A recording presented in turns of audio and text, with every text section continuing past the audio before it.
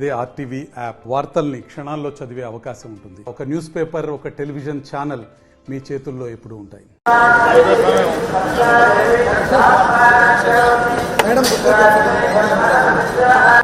ఈరోజు చంద్రబాబు నాయుడు ఇవ్వాల్సిన డిఎస్సీలు 1998, 2008, 2018వి దాదాపుగా 17,000 భర్తీల్ని ఈరోజు జగన్మోహన్ రెడ్డి గారు భర్తీ చేశారు.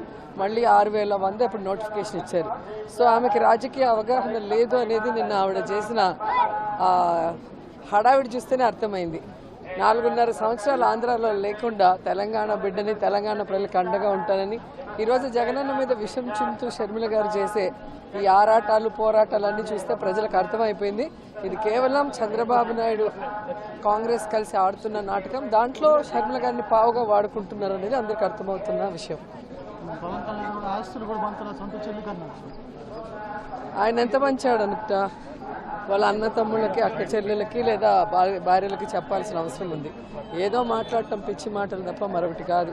ఈరోజు రాజశేఖర రెడ్డి బిడ్డగా రాజశేఖర రెడ్డి గారు జగనన్నకి, షర్మిలమ్మకి పేరు ప్రఖ్యాతులతో పాటు ఆస్తులు అన్ని కూడా పనిచేశారు. ఇంకేం కావాలి? మరిన్ని వీడియోస్ కోసం ఛానల్ ని సబ్స్క్రైబ్ చేయండి. లేటెస్ట్ అప్డేట్స్ కోసం వాట్సాప్ ఛానల్ ని ఫాలో చేయండి. అండ్ లింక్ డిస్క్రిప్షన్ లో ఉంది.